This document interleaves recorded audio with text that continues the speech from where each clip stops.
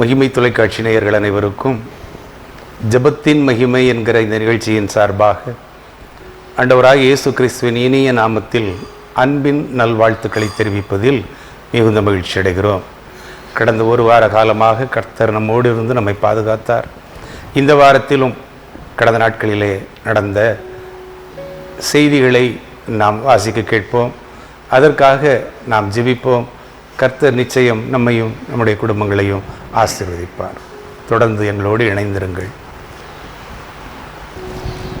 இந்த நாளிலும் ஒரு மிக முக்கியமான செய்தி செஸ் ஒலிம்பியாட் சதுரங்க போட்டி.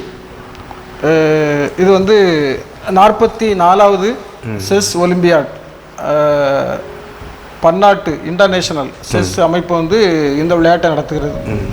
அது தமிழ்நாட்டில் சென்னை தேர்ந்தெடுத்திருப்பது ரொம்ப ஒரு ஆச்சரியமான சந்தோஷமான செய்தி.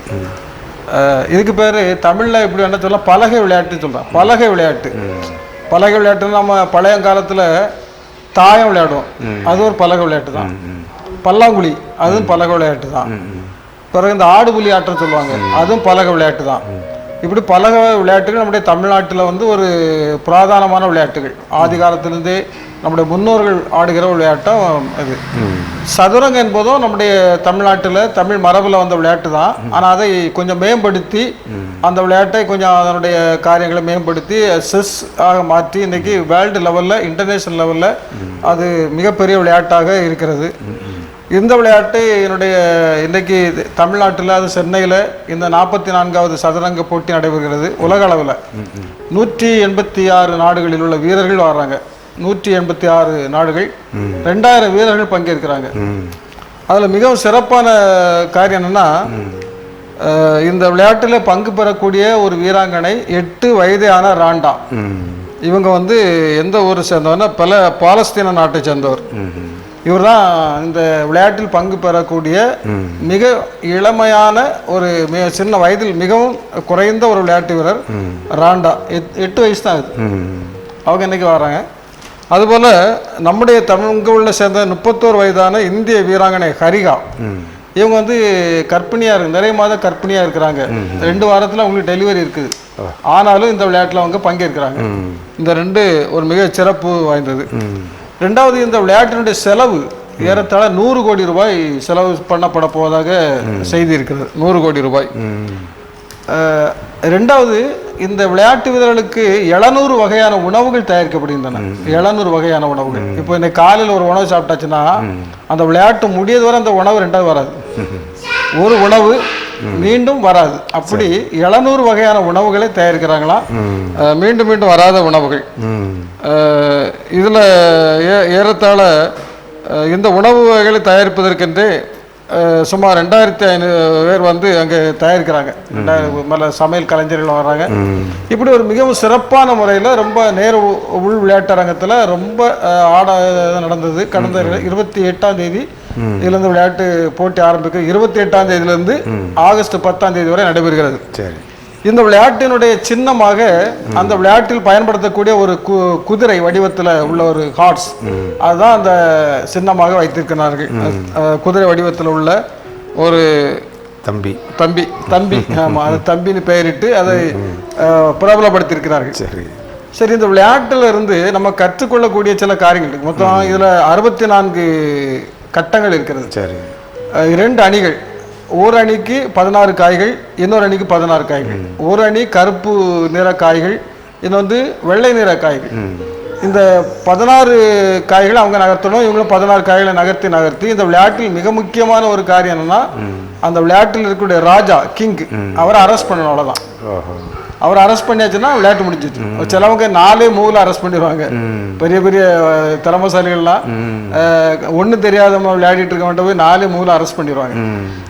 அதனால இந்த விளையாட்டு இதில் நம்ம கவனிக்கக்கூடிய ஒரு மிக முக்கியமான ஒரு விஷயம் என்னன்னா, இந்த குதிரை ஹார்ஸ் இருக்குல்ல, இந்த இதில் இன்னைக்கு செஸ்னுடைய விளையாட்டினுடைய சின்னமாக வைத்திருக்கிற தம்பி குதிரை, இதுதான் ரொம்ப முக்கியமானது.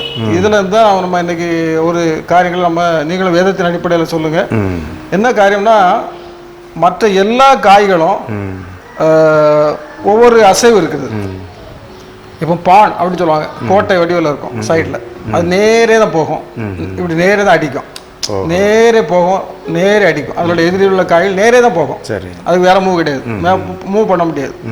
அதுக்கு அடுத்தால பிஷப்னு ஒரு காய் இருக்கும். அந்த காய் வந்து கிராஸ்ல தான் வரும். கருப்பு நிற பிஷப் வந்து கருப்பு நிற காய் கட்டத்திலே தான் வரும். அந்த கருப்பு நிற கட்டத்தில் எதிரி காய் இருந்தால் அடிக்கும். அதான் அந்த அதனுடைய மூவ். அடுத்தல ஹார்ட்ஸ் இருக்கும். இந்த ஹார்ட்ஸுடைய இது எப்படின்னா, மற்ற காய்கள் வந்து அதுக்கு முன்னால் இருக்கக்கூடிய காய்களை சப்போஸ் அந்த வெள்ளை நிறை ஹார்ட்ஸ் வந்து அதுக்கு முன்னால் இருக்கக்கூடிய வெள்ளை நிறை காய் இருக்கிற வச்சுக்கலாம், இது தாண்டி போய் அடிக்கும். ஆனால் மற்ற காய்கள் வந்து அடிச்சுக்கிடாது. இப்போ பான் இருக்கு, அந்த கோட்டை இருக்கு, அது நேரே போகும். அந்த நேரே போகும்போது அதுக்கு முன்னால அதே வெள்ளை நிறை ஒரு காய் இருந்தால் அதை தாண்டி போக முடியாது. அதேபோல் பிஷப் அப்படிதான். அப்படி வரும்போது அவருக்கு முன்னால் வெள்ளை நிறைக்க ஒரு அதே தங்களுடைய அந்த காய் இருந்தால் அது தாண்டி போக முடியாது. குயினும் அப்படிதான், போக முடியாது. ஆனால் அந்த குதிரை மட்டும் தடைகளை தாண்டி போய் அடிக்கும். அதனால அதுக்கு ஒரு எத்தனை கட்டம் இருந்தால் 4 கட்டம் இப்படி எல் ஷேப்லாம் போகும். இப்படி எல் ஷேப்லாம் போய் அடிக்கும். அதில் எல் ஷேப்பில் போகும்போது அதில் முன்னால் 2 காய் இருந்தாலும் அந்த காயும் தாண்டி போய் அதை அடிப்பதற்கு அந்த குதிரைக்கு பவர் இருக்கு. அதனால தான் அந்த குதிரையை வந்து சின்னமாக வைத்திருக்கிறாங்கன்னு நினைக்கிறேன். அதாவது ஒன்று தடைகளை தாண்டி போவது, நமக்கு முன்னால் இருக்கிற தடைகள் என்ன இருந்தாலும் பரவாயில்ல, அதை தாண்டி செல்வது, அதுக்குள்ள ஒரு இது இருக்கிறது. அதனால இந்த சதுரங்க விளையாட்டில் வந்து முதலாவது கவனம் தேவை. ரொம்ப கவனம், அட்டென்ஷன், ரொம்ப நம்முடைய அட்டென்ஷன் வெளியே போக முடியாது. அதுபோல் நம்முடைய கவனத்தை அதிலே தான் இருக்கணும். அப்போ தான் இதில் நம்ம காய்களை நகர்த்த முடியும். ரெண்டாவது அவன் என்ன எப்படி நகர்த்துவான் அப்படிங்கிறத நம்ம எதிர்பார்த்தும் நடத்தணும், காய் நகர்த்தணும். இது முக்கியம். இதில் எல்லா சிறப்பு இந்த காய்களை நம்ம சொன்ன இந்த குதிரை தான். இந்த குதிரை காய் வந்து இன்றைக்கு நம்ம சொல்லக்கூடியது வாழ்க்கையில் நிறைய தடைகள் இருக்குது. நமக்கு முன்னேறுவதற்கான தடைகள் அல்லது நமக்கு நிறைய தடைகள், முன்னேறி செல்ல முடியாத தடைகள் ஆங்காங்கே இருக்கும். இதெல்லாம் தாண்டி போய் ஒரு ப்ராக்ரஸ், நம்ம போய் முன்னே போய் எதிரியை வீழ்த்துவது தான் இந்த குதிரையினுடைய இது. அதனால் இன்றைக்கு நம்ம சதுரங்க போட்டியில் பங்கு பெறக்கூடிய 2000 வீரர்களையும் வாழ்த்துவோம். ஆண்டவர் இந்த சதுரங்க போட்டி சிறப்பாக நம்முடைய இதில் நடத்துவதற்கு எல்லா காரியங்களும் அனுகூலமாகி கொடுத்துருக்கிறாரு. இதில் அநேகர் நம்முடைய தமிழ்நாட்டை சேர்ந்தவர்களோட ஜெயிப்பதற்கு வாய்ப்புகள் இருக்கிறது. இருந்தாலும் அந்த வீரர்கள் அனைவரையும் நாம் வாழ்த்துவோம். குறிப்பாக அந்த 8 வயது பிள்ளையை வந்து ரொம்ப மனமாற வாழ்த்துவோம். ராண்டா 8 வயதிலே ஒரு சிறப்பான ஒரு அறிவை ஆண்டவர் கொடுத்துருக்குதான்னு நினைக்கிறேன். அதனால் அவர்களை வாழ்த்துவோம். அறிவின் அடிப்படையிலும் கவனத்தின் அடிப்படையிலும் விளையாடக்கூடிய விளையாட்டு இது முதல்ல. ரெண்டாவது இந்த குதிரை வந்து தடையை தாண்டி நம்ம வாழ்க்கையில் நம்முடைய தடைகளை தாண்டி செல்லணும், அதுக்கான ஒரு காரியங்கள் இது. இவற்றை நாம் இருந்து கற்றுக்கொண்டு இதற்காக இன்றைக்கு நாம் ஜெபம் பண்ணலாம். இந்த விளையாட்டு ஏற்கனவே ரஷ்யாவில் நடத்துறதுக்கு முடிவு பண்ணியிருந்தாங்க. ஆமாம். ஆனால் அங்கே உள்ள சூழ்நிலை, போர் சூழ்நிலை இப்போ இருக்கிறதுனால அவங்க முடியாதுனதுனால இந்தியாவுக்கு அந்த வாய்ப்பு கிடைத்தது. அதுவும் இந்தியாவில் நம்முடைய மாநிலம் அதை பொறுப்பேற்று நடத்துறது நம்ம பெருமைக்குரிய ஒரு காரியம். இன்னும் பார்படாஸ் அப்படிங்கிற தீவிலிருந்து ஒரு சகோதரி, ஒரு மாணவி வர்றாங்க. அவங்க வந்து அவங்க பூர்வீகம் எங்கன்னு கேட்டிங்கன்னா நம்முடைய வடக்கன்குளம் பகுதி என்று சொல்லப்பட்டிருக்கு. அதனால் நம்முடைய மாண்புமிகு சபாநாயகர் அந்த சகோதரியை குடும்பத்தை சந்தித்து வாழ்த்து சொல்லி அனுப்பி வச்சிருக்கிறாங்க. இப்போ இந்த நிகழ்வுகளை எல்லாம் நம்ம பார்க்கும்போது ஒரு ஐக்கியம், எல்லா தேசத்தை சார்ந்தவர்களும் நம்முடைய பகுதியில் வந்து நம்முடைய கலாச்சாரத்தை தெரிந்து கொள்கிறாங்க, இங்கே உள்ளவங்களோட பழகுறாங்க, ஒருவருக்கொருவர் அன்பை பகிர்ந்து கொள்வது. இதில் பார்க்கும்போது நம்ம நேர்மையான ஒரு வழி, சிந்தை சிதறாமல் இருக்கணும் அப்படின்னு நம்ம படித்து கொண்டோம். ஆனால் ஆண்டவர் சொல்கிறார்ல, நமக்கு நியமித்திருக்கிற ஓட்டத்திலே என்ன அந்த ஹார்ட்ஸாக இருந்தாலும் சரி அல்லது பிஷப்பாக இருந்தாலும் சரி, யாராக இருந்தாலும் நீங்கள் நேர்மையான வழியில் அதை பொறுமையோடு அதை செயல்படும்போது நமக்கு வெற்றி கிடைக்குது. பந்தய சாலையில் ஓடுகிறவர்கள் எல்லாரும் ஓடுவார்கள், ஆனாலும் ஒருத்தனுக்குத்தான் அந்த வெற்றி. ஆவிக்குரிய வாழ்க்கையிலேயே நம்ம ஓடுறோம். தினம் தினம் நம்முடைய வாழ்க்கையில் போராட்டம் நிறைந்த ஒரு வாழ்க்கை, தடைகள் நிறைந்த ஒரு வாழ்க்கை. அந்த தடைகளை எல்லாம் ஆண்டவர் நமக்கு முன்பாக, தடைகளை கடந்து நமக்கு முன்னாக அவர் போய்கொண்டிருக்கிறார். அவர் சொல்கிறார்ல, என் சமூகம் உனக்கு முன்பாக செல்லும். அது மட்டுமா சொல்லியிருக்கிறார், கர்த்தர் உங்களுக்காக யுத்தம் பண்ணுவார், நீங்கள் சும்மா இருப்பீர்கள்.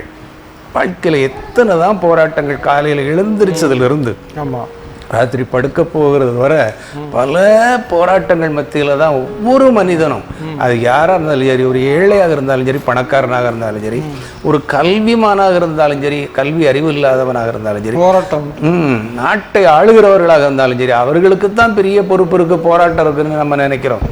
ஒண்ணுமே இல்லாமல் இருக்கிறவனும் போராடிக்கிட்டு தானே இருக்கிறான். வாழ்க்கையே ஒரு போராட்டம் தான்.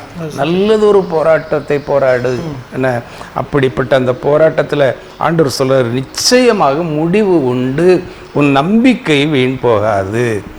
ஆனால் அது மட்டுமா சொல்றார், கர்த்தரை நம்பி இருக்கிறவனையோ கிருபை சூழ்ந்து கொள்ளும்.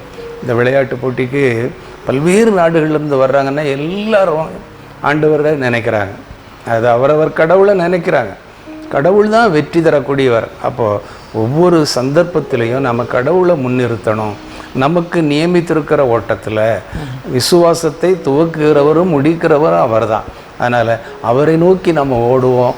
ஆவிக்குரிய வாழ்க்கையில் குதிரையை போல வெற்றி பெறலாம். இந்த செஸ் போராட்டத்தில் எத்தனையோ பேர் வெற்றிக்காகத்தான் வர்றாங்க, தோல்வி அடைன்னு வரல, அல்லது இது ஒரு அனுபவமாக எடுத்துக்கொள்ளணுங்கிறதும் வரல. வெற்றி என்கிற குறிக்கோளோடு வர்றாங்க. அந்த குறிக்கோள் நிறைவேற வேண்டும். நம்முடைய தமிழகத்திற்கு நல்ல பெயர் கிடைக்க வேண்டும். நாம் இதற்காக நம்ம ஜெபிப்போம். எங்களை நேசிக்க நல்ல ஆண்டவரே, இந்த ஜபத்தின் மகிமை என்ற நிகழ்ச்சியில் நாங்கள் உண்மை நோக்கி பார்ப்பதற்கு நீங்கள் கொடுத்த நல்ல கிருபைக்காக ஸ்தோத்திரம். ஆண்டவர் இந்த நாளிலும் இந்த எங்களுடைய தமிழ்நாட்டிலே சென்னையிலே நடைபெறுகிற செஸ் ஒலிம்பியாட்டுக்காக நாங்கள் ஜெபிக்கிறோம். ஏறத்தாழ 2000 வீரர்கள் கலந்து கொள்கிறார்கள். 186 நாடுகளிலிருந்து வருகிறார்கள் என்று நாங்கள் கேள்விப்பட்டோம். ஆண்டவரே, அதற்காக உம்மை ஸ்தோத்திரிக்கிறோம். ஆண்டவரே, இந்த விளையாட்டு ஆண்டவரே ஒரு ஆகஸ்ட் மாதம் 10ஆம் தேதி வரை நடைபெற இருக்கிறதாகவும் செய்தியில் வாசிக்கிறோம்.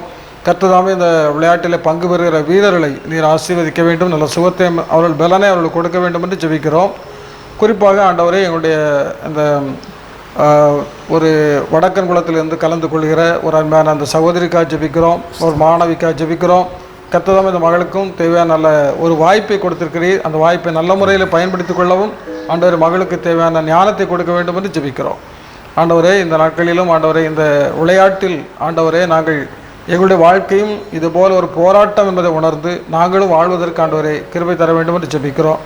எங்களுக்கு முன்னால் இருக்கிற தடைகளை எல்லாம் தாண்டி நாங்கள் சென்று ஆண்டவரே எங்களுடைய இந்த வாழ்க்கையிலே நாங்கள் ஜெயிப்பதற்கு ஆண்டவரே நீர் எங்களுக்கு குதிரைக்குரிய பலத்தை எங்களுக்கு தந்திருக்கிறபடியால் ஸ்தோத்திரம். ஆண்டவரே, குதிரை யுத்த நாளுக்கு ஆயத்தப்படும், ஜெயமோ கர்த்தரால் வர இந்த வார்த்தையின்படி ஜெயத்தை கொடுக்கிறவர் நீர் என்பதை நாங்கள் உணர்ந்து ஆண்டவரே தடைகளை தாண்டுவதற்குரிய பலனை நீர் தர வேண்டும் என்று ஜெபிக்கிறோம். தடைகளை தகர்த்து போடுகிறவர் உங்களுக்கு முன் செல்கிறார் என்ற வார்த்தையின்படி ஆண்டவரே நாங்கள் எல்லா தடைகளையும் தாண்டி ஜெயிப்பதற்கு ஆண்டவரே கிருபை தர வேண்டும் என்று ஜெபிக்கிறோம். இந்த விளையாட்டிலே ஆண்டவரே கவனமும் ஞானமும் அறிவும் அவசியம் என்பதை நாங்கள் உணர்கிறோம். அதுபோல் எங்களுடைய வாழ்க்கையிலும் நாங்கள் கவனத்தோடு வாழ்வதற்கும் ஞானத்தோடு எங்களுடைய வாழ்க்கையிலே நாங்கள் வாழ்வதற்கும் அறிவோடு எங்களுடைய காரியங்களை செய்வதற்கும் ஆண்டவர் எங்களுக்கு தேவையான அறிவு ஞானம் எல்லாவற்றையும் தர வேண்டும் என்று ஜெபிக்கிறோம். கர்த்தருக்கு பயப்படுகின்ற பொழுது ஆண்டவரே எங்களுக்கு ஞானத்தை தருகிறீர் சுவாமி. ஆண்டவர் இப்படிப்பட்ட ஞானங்களை பெற்றுக்கொள்ள ஆண்டவரை எங்களுக்கு கிருபை தாரும். ஆண்டவரே, இந்த சதுரங்க விளையாட்டு, இந்த செஸ் விளையாட்டின் மூலம் ஆண்டவரே எங்களுடைய காரியங்களை நாங்கள் கற்றுக்கொள்வதற்கு கிருபை தாரும். ஆண்டவரே, எங்களுடைய பகுதியில் உள்ள எங்களுடைய குடும்பத்தில் உள்ள அனைத்து பிள்ளைகளும் ஆண்டவர் இப்படிப்பட்ட விளையாட்டுகளிலும் கவனம் செலுத்தி ஆண்டவர் அவர்களும் ஒரு நல்லதொரு உலகத்தரமிக்க வீரர்களாக உருவாவதற்கு ஆண்டவர் அவர்களுக்கும் நல்ல வாய்ப்புகளை ஆண்டவரே பரத்திலிருந்து கட்டளையிட வேண்டும் என்று ஜெபிக்கிறோம். ஆண்டவர் குடும்பத்தில் உள்ள எல்லாரையும் ஆசீர்வதிப்பீராக. கர்த்தர் பெரிய காரியங்களை செய்யும். மீட்பர் இயேசுவின் ஜெபிக்கும் நல்ல பிதாவே, ஆமென். ரெண்டாவது ஒரு மிக முக்கியமான ஒரு செய்தி, இலவச மதிய உணவு திட்டம். இப்போ அது போக காலை சிற்றுண்டி வழங்கும் திட்டம் ஏறத்தாழ அரசு தொடக்க பள்ளிகளில் 1.14 லட்சம் மாணவர்களுக்கு சூடான பொங்கல், உப்புமா, கிச்சடி இவற்றொன்று காலை சிற்றுண்டி வழங்குவதற்கான திட்டம். இதில் என்ன சொல்கிறாங்கன்னா, என்னென்ன உணவு கொடுக்குறாங்கன்னா, காலை சிற்றுண்டியை பொறுத்தவரை உப்புமா, கிச்சடி, பொங்கல் வழங்கப்பட உள்ளது. திங்கள் மற்றும் வியாழக்கிழமைகளில் ரவா உப்புமா, சேமியா உப்புமா, அரிசி உப்புமா, கோதுமை ரவா உப்புமா இவற்றில் ஏதேனும் ஒன்றுடன் காய்கறி சாம்பார் வழங்கப்படும். செவ்வாய் வெள்ளிக்கிழமைகளில் ரவை கிச்சடி, சேமியா கிச்சடி, சோள கிச்சடி, கோதுமை கிச்சடி இவற்றில் ஏதாவது ஒன்று வழங்கப்படும். வெள்ளிக்கிழமை கிச்சடியுடன் ரவா கேசரி அல்லது சேமியா கேசரி வழங்கப்படும். புதன்கிழமை மட்டும் ரவா பொங்கல் அல்லது வெண்பொங்கலுடன் காய்கறி சாம்பார் வழங்கப்படும். சமைத்த பின் 150 முதல் 200 கிராம் உணவு, 60 மில்லி காய்கறி சாம்பார் வழங்கப்படும். வாரத்தில் குறைந்தது 2 நாட்களாவது உள்ளூரில் கிடைக்கும் சிறு தானியங்களால் தயாரிக்கப்பட்ட காலை உணவு வழங்க வேண்டும் என அறிவுறுத்தப்பட்டுள்ளது. இது இதில் என்ன சொல்கிறாங்கன்னா, 2006 to 2016 காலகட்டத்தில் பள்ளி செல்லும் குழந்தைகளின் வயதுக்கேற்ற உயரம் 13 முதல் 32% வரை உயர்ந்திருப்பதற்கு சத்துணவு திட்டம் முக்கிய காரணம் என கூறப்பட்டுள்ளது. இந்தியாவில் 3இல் 1 குழந்தை வளர்ச்சி குறைவாகவோ அல்லது அவர்கள் வயதுக்கேற்ற உயரத்தை அடையாமல் இருப்பதற்கு முக்கிய காரணம் ஊட்டச்சத்து குறைபாடு தான். அப்போ இந்த மதிய உணவு திட்டம் ஆரம்பிக்கப்பட்ட பிறகு இந்த பிள்ளைகளுடைய வாழ்க்கை அந்த அந்த பலம் கூடியிருப்பதாக சொல்லியிருக்கிறாங்க. நம்முடைய தமிழ்நாட்டை பொறுத்தவரை இது ஒரு நம்ம சிலவங்க இதை வித்தியாசமாக நினைக்கலாம். ஆனால் நிறைய பள்ளிக்கூடங்களில் காலை உணவு சாப்பிடாம அவருடைய பிள்ளைகள் நிறைய இருக்கு. அந்த பிள்ளைகளுக்கு காலை உணவு கூட கொடுக்க முடியாமல் வீட்டில் இருந்து நேரே பள்ளிக்கூடத்தை அனுப்பிடுறாங்க. மதிய உணவு தான் அந்த பிள்ளைகள் சாப்பிடக்கூடிய நிலைமையில் இருக்குது. ஆனால் இப்போ இந்த காலை சிற்றுண்டி கொடுக்கும் பொழுது இப்போ நல்ல வசதியான வீடுகளில் இப்போ சிபிஎஸ்சி ஸ்கூலில் படிக்கிறாங்க, இங்கிலீஷ் மீடியம் ஸ்கூலில் படிக்கிறாங்க, அவங்களெல்லாம் நீட்டாக அவங்களுக்கு பாக்ஸில் சாப்பாடு காலையில் கொடுத்து அவங்கள குளிப்பாக கொண்டு ஸ்கூல் படி வர கொண்டு விட்டு ஸ்கூல் படியிலேருந்து வீட்டு படி வர கூப்பிட்டு வர்றதுக்கு இப்படி எல்லா பேரண்ட்ஸும் கவனமாக எடுக்கிறாங்க. ஆனால் இந்த கவர்மெண்ட் ஸ்கூலில் படிக்கிற பிள்ளை அப்படி இல்லையா, பையன் தூக்கி விட்டு அவங்கள்ட்ட போயிட்டே இருக்கும்.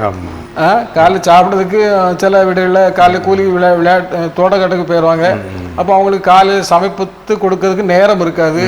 அந்த பிள்ளைகள் காலையில் சாப்பிடவும் முடியாது. அப்படி நிறைய பிள்ளைகள் வருவதாக புள்ளி விவரம் தெரிகிறது. காலை சாப்பாடு சாப்பிடாம நிறைய பிள்ளைகள் ஸ்கூலுக்கு வர்றதாக புள்ளி விவரங்கள் இருக்குது. அப்போ அதன் அடிப்படையில் தான் இந்த காலை சிற்றுண்டியை கொடுக்குறாங்க. இதுக்கு பேர் முதல்வரின் காலை உணவு திட்டம். சரி, இந்த திட்டத்தில் இந்த திட்டம் நிறைய பிள்ளைகளுக்கு, ஏழை பிள்ளைகளுக்கு, ரொம்ப கஷ்டப்பட்ட வறுமை நிலையில் உள்ள பிள்ளைகளுக்கு உண்மையில ஒரு மிகப்பெரிய வரப்பிரசாதம். ஆனால் இந்த திட்டத்துக்காக நாம் ஜெபிப்போம். இன்னும் அரசு பள்ளியில் நிறைய பிள்ளைகள் காலை உணவு சாப்பிட வசதி இல்லாமல் பிள்ளைகள் தாய்மார் கூட பெற்றோர் கூட வேலைக்கு போயிடுறாங்க. ஏன்னா சாப்பிடக்கு ஒன்றும் இல்லை, சரி பெற்று நம்ம வேலைக்காக சின்ன வயசுல வேலைகளுக்கெல்லாம் போயிடுறாங்க. அதனால் அப்படிப்பட்ட நிலைகளெல்லாம் நம்ம தவிர்க்கப்படும். ஏன்னா விதவிதமான உணவு காலையில் கொடுக்குறாங்க, மத்தியான உணவு கொடுத்துட்றாங்க. அப்போ பிள்ளைகளுக்கு ஒரு பெரிய இது கிடைக்கிறது. அது தமிழ்நாட்டில் இது ஒரு அருமையான ஆரம்பம். இந்த ஆரம்பத்தில் அரசு பள்ளியில் படிக்கக்கூடிய பிள்ளைகளுக்கு இது உண்மையிலே ஒரு உன்னதமான ஒரு திட்டம். இந்த திட்டத்திற்கான ஜெபிப்போம். நம்ம அரசு பள்ளியில் பயிலக்கூடிய 1 முதல் 5ஆம் வகுப்பு பிள்ளைகள் இந்த திட்டத்தின் மூலம் அவர்களுக்கு அவருடைய வாழ்க்கையில் ஒரு ஆசீர்வாதம், ஒரு மேன்மை கிடைக்கும். சாப்பாடு தான் மனுஷனுக்கு பிரதானம். ஆமாம், உயிர் ஆற்றலை கொடுக்கிறது, உயிருக்கான ஆற்றல், படிப்பதற்கான ஆற்றல். பசி வந்திட 10 பறந்து போகும் அப்படிம்பாங்க. ஆமாம், ஏன்னா பசி வந்துட்டுன்னா சிலர் பார்த்தீங்கன்னா மதிய உணவுக்காகவே மத்தியானத்தில் சாப்பாடு கொடுக்குறாங்கல்ல, அந்த மதிய உணவுக்காகவே பள்ளிக்கூடத்துக்கு போகிற பிள்ளைகள் ஒரு பக்கம் இருக்கு. இப்போ அவங்களுக்கு காலை உணவும் கொடுக்குறாங்கன்னா காலையிலேயே அந்த பையன் பள்ளிக்கூடத்துக்கு போகிறதுக்கு யாரையும் எதிர்பார்க்க மாட்டான். ஏன்னா அப்பா அம்மா வரணும் அல்லது அண்ணன் தான் கொண்டு விடணும் அப்படிங்கிறது இல்லை, அவனாகவே கிளம்ப ஆரம்பித்ததுதான் இப்போ சிறப்பான ஒரு அமைப்பு ஏற்படுத்துகிறது. நல்ல முறையில் அந்த பிள்ளைகள் படிப்பதற்கு, காலையில் சாப்பிட்டுட்டு பிள்ளைகள் படிக்கிறதுக்கும் சாப்பிடாம உட்காந்து பசியோட பாடத்தை கேட்குறதுக்கும் நிறைய வித்தியாசம் இருக்குது. இப்போ அந்த மாதிரி ஒரு நல்ல திட்டம் நிச்சயமாகவே அது மாணவர்களுக்கு ஒரு நல்ல எதிர்காலத்தை கொண்டு வரும். கர்த்தர் நம்முடைய பிள்ளைகளை இன்னும் ஞானத்தில், வளர்த்தியில், தேவ கிருபையில் நாளுக்கு நாள் அவர் வளர செய்கிற ஒரு எதிர்காலம் நமக்கு இருக்குது. நல்ல ஒரு பிரகாசமான எதிர்காலம் தமிழகத்தில், குறிப்பாக தமிழக மாணவர்கள் அரசு பள்ளியில் இன்றைக்கி எல்லாரும் வெறுத்து ஒதுக்குறாங்க.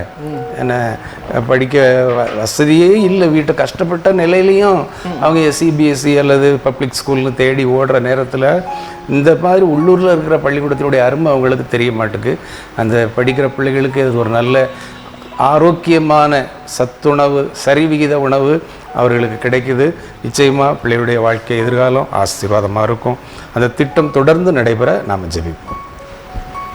அன்பின் பரலோக பிதாவே, பஞ்சகாலத்திலும் போஷிக்கிற நல்ல ஆண்டவரே, ஈசாக்கு பஞ்ச காலத்தில் விதை விதைத்தான், அவனுக்கு 100 மடங்கு பலன் கொடுத்தீர். ஆண்டவரே, யோசேப்பினுடைய சகோதரர்கள் பெற்றோரெல்லாம் தேசத்திலே உணவு இல்லாமல் எங்காவது உணவு கிடைக்குமா, எந்த இடத்திலே உணவு வழங்கப்படுகிறது என்று விசாரித்து அந்த உணவை தேடி அலைந்தார்கள். ஆனாலும் கூட கர்த்தாவே, அந்த பிள்ளைகளுக்கு ஒரு நல்ல வழி வாய்க்காலை நீர் திறந்து கொடுத்தீர். ஆண்டவரே, அவர்களுக்கு ஏற்ற உணவு கொடுத்து அவர்களை போஷித்தீர் ராஜா.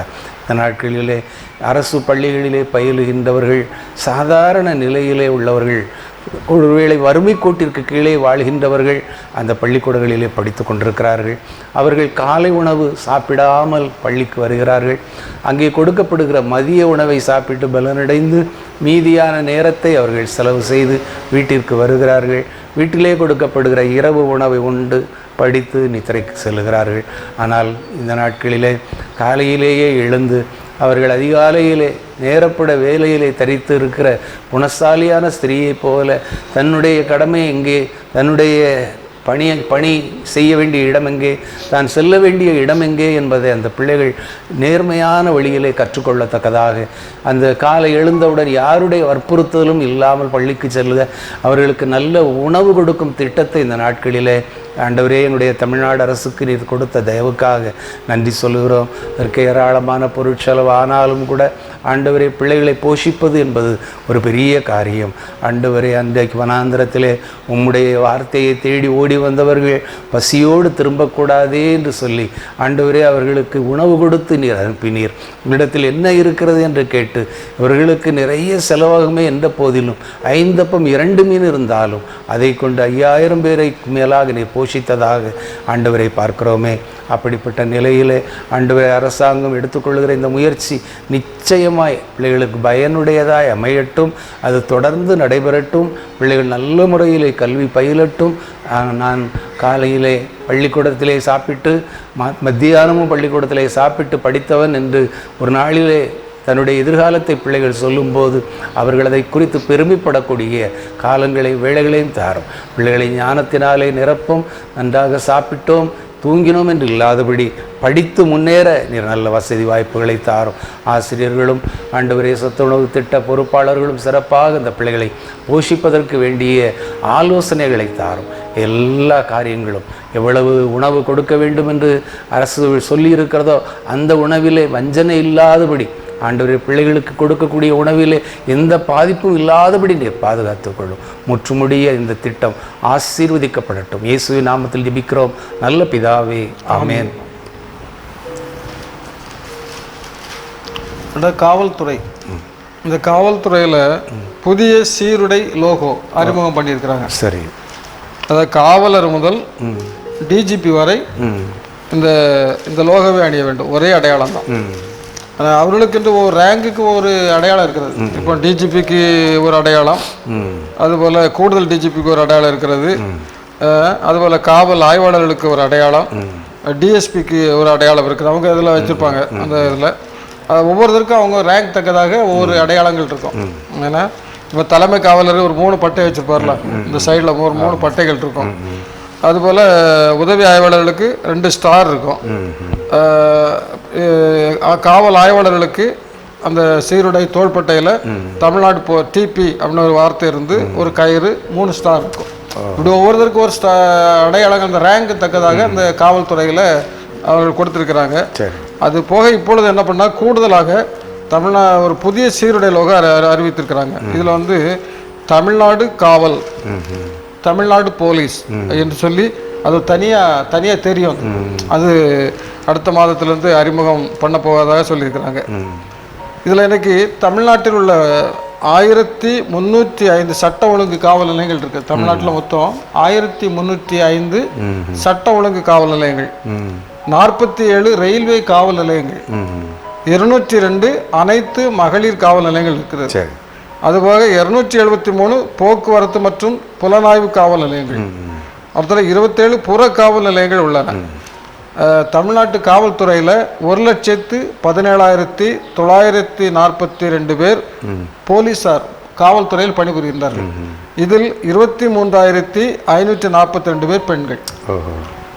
இவர்கள் அனைவரும் இப்போ இந்த கூடுதலாக வழங்கக்கூடிய அவர்களுக்கு ஏற்கனவே அந்த அவங்களோட ரேங்க்கு தக்க அந்த ஒரு இது இருக்கும். இப்போ கூடுதலாக காவலர்கள் முதல் அந்த டிஜிபி வரை இந்த லோகோவையும் அணிய வேண்டும் அப்படின்னு சொல்லி ஒரு புதிய சீருடை லோகோவை அறிமுகப்படுத்தியிருக்கிறார்கள். அதனால விசேஷமாக இத்தனை காவல் நிலையங்கள் தமிழ்நாட்டில் இருக்கிறது. இதில் பணிபுரிகிற இத்தனை 1,00,000க்கும் அதிகமான காவலர்கள் இருக்கிறார்கள். 23,000 கிட்டத்தட்ட 24,000 பெண்கள் இருக்கிறாங்க. அவர்களுக்காக நான் ஜெபம் பண்ணுவோம். ஆண்டவர் இந்த காவல்துறையில் இன்னும் அதிகமான காவலர்கள் வேணும். நம்முடைய மக்கள் தொகைக்கு ஏற்ப தமிழ்நாட்டில் மக்கள் தொகை ஏறத்தாழ 5 கோடிக்கு மேலே இருக்குன்னு நினைக்கிறேன். அப்போ இருக்க காவலர்கள் 1,00,000 சில்லறை தான் இருக்கிறாங்க. அப்போ இன்னும் காவலர்கள் நிறைய தேவைப்படுறாங்க. இன்னும் அநேக இந்த காவல்துறையில் இன்னும் ஏன்னா காவல்துறை பலமாக இருந்தால் தான் மக்களுக்கு ஒரு பாதுகாப்பு. அதனால் காவல்துறை ரொம்ப மிக முக்கியமான துறை. இந்த துறையில் இன்னும் அதிகமான காவலர்கள் சேர்க்கப்பட வேண்டும். இந்த காவலர்கள் இப்போ பணியாற்றுகின்ற அனைத்து காவலர்களும் தங்களுடைய கடமையை உணர்ந்து இல்லையா, கடமை என்ன கடமை அதை கண்டிப்பாக செய்யணும். அதுபோல் நிராபராதிகளை பாதிக்கப்பட்டக்கூடாது. அவங்க ஏன்னா இது அவங்களுடைய கரத்தில் தான் சட்டம் ஒழுங்கு ஆண்டவர் கொடுத்துருக்காரு. லா அண்ட் ஆர்டர் அவங்க கையில் அவங்க யாரையும் அரெஸ்ட் பண்ணலாம். ஆனால் அதே நேரத்தில் ஒரு நிராபராதி ஒரு குற்றவாளி குற்றமே செய்யாதவர் தானே அப்பாவிய அவங்க தண்டித்து விடக்கூடாது. அதுலேயே ரொம்ப கவனமாக இருக்கணும். அதனால் தமிழ்நாடு காவல்துறை பொறுத்தளவில் சொல்லும்போது சொல்லுவாங்க ஸ்காட்லாந்து யார்டு, அதுக்கு இணையான ஒரு காவல்துறை தமிழ்நாடு காவல்துறைன்னு சொல்லுவாங்க. அப்படி ஒரு பெயர் பெற்று விளங்குனதான் நம்முடைய தமிழ்நாடு காவல்துறை. புலனாய்வுத்துறையும் தமிழ்நாட்டில் ரொம்ப சிறப்பு வாய்ந்த ஒரு புலனாய்வுத்துறை. அப்படிப்பட்ட இந்த தமிழ்நாடு காவல்துறைக்கு நாம் பெருமை கொள்வோம். இந்த காவல்துறையில் பணியாற்றுகின்ற அனைத்து காவலர்களுக்காக அதிகாரிகளுக்காக கர்த்தருடைய சமூகத்தில் ஜெபிப்போம். தங்களுடைய கடமை உண்மையோடும் உத்தமத்தோடும் நியாயத்தோடும் நீதியோடும் அவர்கள் செய்து தங்களுடைய குடும்பத்தில் ஆண்டவர் தரக்கூடிய அந்த உன்னதமான ஆசீர்வாதங்களை பெற்று அனுபவிக்க நாம் அவர்களுக்காக இந்த நாளிலே ஜெபிப்போம். காவல்துறை அப்படின்னோடனே அந்த உடையை பார்த்தாங்கனாலே அது காக்கி நிறத்தில் இருக்குது. அது எவ்வளோ முரட்டுத்தனமாக இருக்குது. அந்த காக்கி ஒரு பயங்கரமான ஒரு மேலே அணிந்த உடனே அவர்களால் ஒரு பயங்கரமான ஒரு தோற்றத்தை நமக்கு அந்த காவலர் அப்படின்னா ஒரு பயம் தன்னால் வரும். காவல் நிலையம் அப்படின்னாலும் ஒரு பயம் வருது. எப்போ பயம் வருது? நம்ம தப்பு செய்தால் பயம் வருது. நம்ம உதாரணமாக போக்குவரத்து காவலர்கள் நிற்கிறாங்க, அவர்கள் நம்ம வண்டியை நிறுத்துகிறாங்க. நமக்கு எப்போ பயம் வரும்? நம்மகிட்ட ஹெல்மெட் இல்லைன்னா பயம் வருது, ஆர்சி புக்கு இல்லை, லைசன்ஸ் இல்லை, என்ன அப்படின்னா ஒரு பயம் வருது. அப்போது இந்த மாதிரி ஒரு பயத்தை உருவாக்குகிற ஒரு துறையாக இருந்தாலும் அதற்கும் பார்த்திங்கன்னா அந்த காவல்துறையில் ஒரு லோகோ சிறப்பாக. அப்போ அந்த லோகோவை இப்போ நீதித்துறை எடுத்துக்கிட்டிங்கன்னா கருப்பு கோட்டு, அவங்களுக்கு ஒரு வெள்ளை டை ஒன்று கொடுக்குறாங்க, அது போட்டுட்டோன்னா அவங்க நீதித்துறையை சார்ந்தவர்கள். மருத்துவத்துறை வெள்ளை கோட்டு போட்டிருந்து ஒரு ஸ்ட்ரெத்தை கழுத்தில் போட்டிருந்தாங்கன்னா அவங்க மருத்துவர்கள்.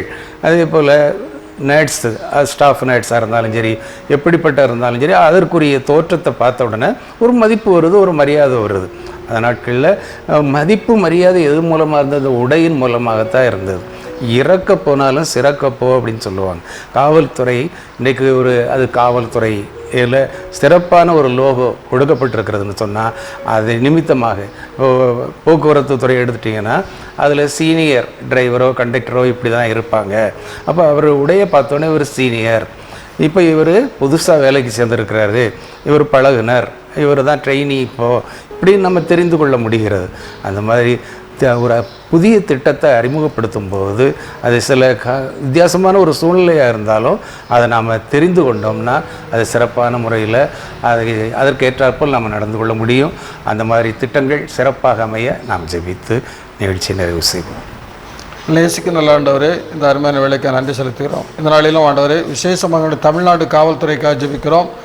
ஏறத்தாழ 1,00,000க்கும் அதிகமான காவலர்கள் பணிபுரிந்து கொண்டிருக்கிற இந்த காவல்துறை 24,000க்கும் அதிகமான பெண்கள் இந்த துறையில் பணிபுரிகிறார் என்பதை நாங்கள் அறிகிறோம். ஆண்டவரே இந்த காவல்துறை ஆசீர்வதிக்க வேண்டும் ஜெபிக்கிறோம். காவல்துறையில் பணிபுரிகின்ற காவலர்கள் முதல் டிஜிபி அந்தஸ்தில் இருக்கிற உயர் அலுவலர்கள் வரை அனைவர்களும் தங்களுக்கென்று கொடுக்கப்பட்ட அந்த உக்ரானத்துவத்தை, தங்களுக்கென்று கொடுக்கப்பட்ட அந்த பணியினை உண்மையோடும் உத்தமத்தோடும் தேவனுக்கு பயந்து கடவுளுக்கு பயந்து செய்வதற்கு ஆண்டவரே நீர் அவர்களுக்கு நல்ல ஞானத்தை பலத்தை கொடுக்க வேண்டும் என்று ஜெபிக்கிறோம். அவர்களை ஆசீர்வதிப்பீராக, அவருடைய குடும்பங்களை ஆசீர்வதிக்க வேண்டும் ஜெபிக்கிறோம். கர்த்தர் அவருடைய பணிகளை ஆசீர்வதிக்க வேண்டும் ஜெபிக்கிறோம். விசேஷமாக எங்களுடைய காவல்துறை என்னுடைய பணிகள் ஆண்டவரே இன்னும் தமிழ்நாடு இந்திய அளவிலே உற்று பார்க்கக்கூடிய அளவில் சிறந்து விளங்க ஆண்டவரே எங்களுடைய காவல்துறை நீர் ஆசீர்வதிக்க வேண்டும் என்று நம்முடைய சமூகத்தில் ஜெபிக்கிறோம். மீட்பர் இயேசுவில் ஜெபிக்கிறோம் எங்கள் ஜீவனுள்ள நல்ல பிதாவே, ஆமென்.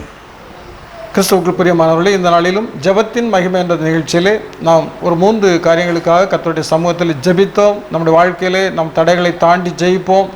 ஆண்டவர் கொடுத்திருக்கிற இந்த காவல்துறை மூலம் தமிழ்நாடு மேம்படட்டும். கர்த்தர் நமக்கு நம்முடைய பள்ளிக்கூடத்திலே ஆண்டவரே சிறு பிள்ளைகளுக்கு தேவையான உணவுகள் கொடுத்து அவர்களுக்கு பலப்படுத்துகின்ற ஒரு திட்டத்தையும் ஆண்டவர் கொடுத்திருக்கிறார். எல்லாருக்கும் நாம் ஜெபித்துக் கொள்வோம். நீங்கள் எங்களோடு கூட ஜெபத்தில் இணைந்தீர்கள். உங்கள் நன்றிகளை தெரிவித்துக் கொள்கிறோம். மீண்டும் அடுத்த வாரம் இந்த நிகழ்ச்சியை நாம் சந்திக்கும் வரை கர்த்தருடைய ஆசீர்வாதத்தின் பிரசன்னம் உங்களோடு கூட இருப்பதாக என்று வாழ்த்து விடைபெறுகிறோம். நன்றி, வணக்கம்.